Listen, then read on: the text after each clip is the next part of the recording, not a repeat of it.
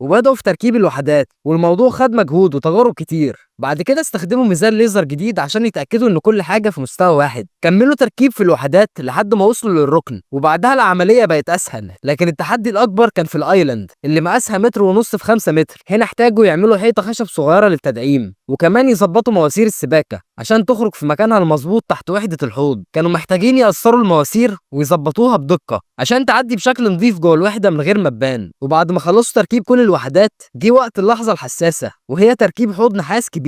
والجزء ده كان صعب جدا لأنهم لازم يقطعوا في الوحدة عشان يركبوا الحوض، وأي غلطة في القطع ولو صغيرة هتفضل باينة بعد كده. لكن بخطوات محسوبة وبهدوء قدروا يقطعوا الحتة اللي هيركب فيها، وركب في مكانه زي الفل. وركبوا تجاليد خشب في كام منطقة كانت باينة، وفي الآخر المطبخ كله بقى راكب، والايلاند خلصت والحوض في مكانه. ودلوقتي هيركبوا كاونتر توب، واختاروا رخام لونه اسود وفيه عروق رمادي. والفريق جه وجهز اول قطعه وركبوها في مكانها بنجاح. والقطعه اللي كان فيها فتحه الحوض دخلوها بمنتهى السلاسه ومن غير اي خدش، وثبتوها في مكانها بامان. وحطوا كله بين كل قطعه والتانيه. وبعدين جابوا جهاز بيثبتوه في القطعتين كويس، والجهاز ده بيشتغل وبيقرب المسافه اللي بينهم، يعني حرفيا بيلزقهم في بعض.